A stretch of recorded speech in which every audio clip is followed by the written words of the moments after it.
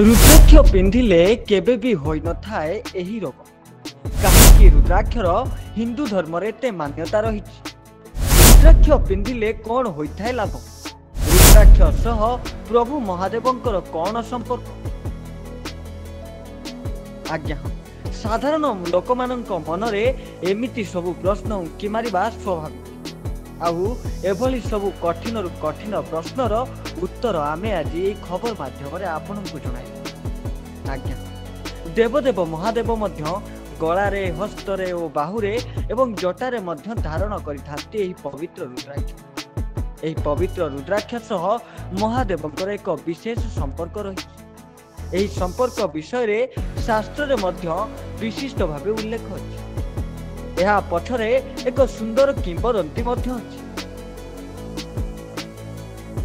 रुद्राक्षर उत्पत्ति देवदेव महादेव निजे ही सृष्टि करथिले एवं रुद्राक्षर नाम दुईटी शब्द को नहीं गठित।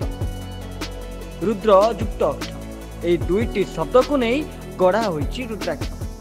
यार अर्थबोधक जदि आमे समालोचना करिबा ताहाले यार अर्थ हेउछि रुद्र अर्थ हेउछन्ति प्रभु देवदेव महादेव निज एवं अक्षर अर्थ हेउछि अश्रु बा ओडिया रे कहा जाए आखिर लुह।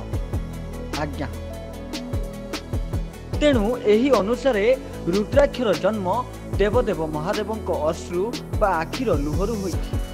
पद्म पुराण रे ऋषि वेदव्यास रुद्राक्षर उत्पत्ति बा जन्म विषय रे बेश भल भावे उल्लेख करिछथि।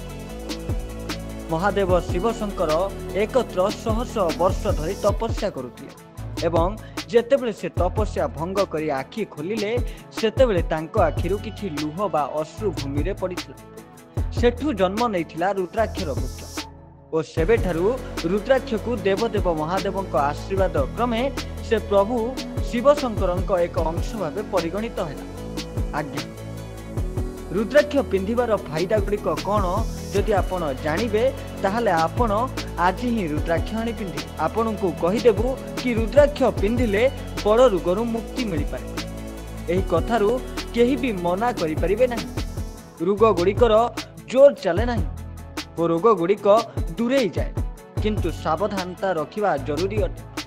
चिंता और मानसिक पीड़ारू रुद्राक्ष मध्य मुक्ति देइथाय। आज्ञा जदि आपण दुई मुखी वाला रुद्राक्ष पिंधिबे तेबे चिंतारू दूरे रहिबे। एतिकी नुह अवसादरू दूरे रहि परिबे। यह समस्त को पिंधिबा जरूरी अटे। आज्ञा हृदय रोगी पई रुद्राक्ष एक बहुत विशेष जिनिस।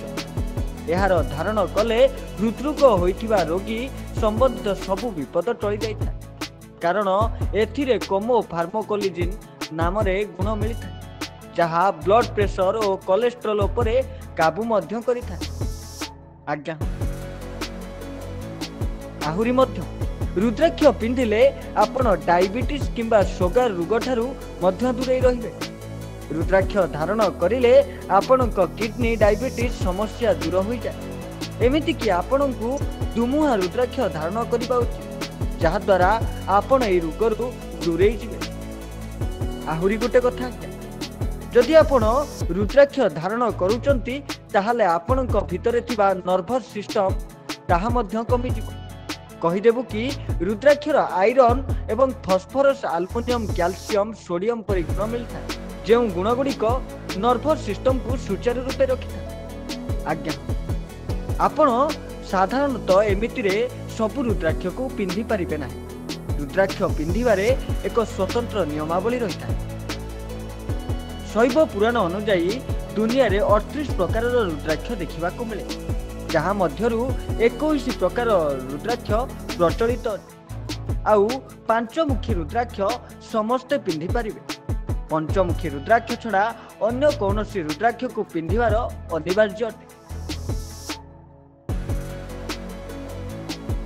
जदि आपण पंचमुखी रुद्राक्ष को छाड़ी अन्य कौनसी रुद्राक्ष धारण करने को चाहूचंती ताहाले आपणको आपणक गुरुंक परामर्श नेबाक पड़िबो किंबा कौनसी शास्त्रविद किंबा ज्योतिषंकर परामर्श मध्य नेबाक पड़िबो। बिना परामर्श रे आपण पंचमुखी रुद्राक्ष व्यतीत आउ कौनसी रुद्राक्ष को परिधान करि परिबे नहीं। जदि आपण याहाकु परिधान करंती ताहाले आपणकर अनिष्ट घटिबाटा सुनिश्चित। Bureau report news alert 24/7।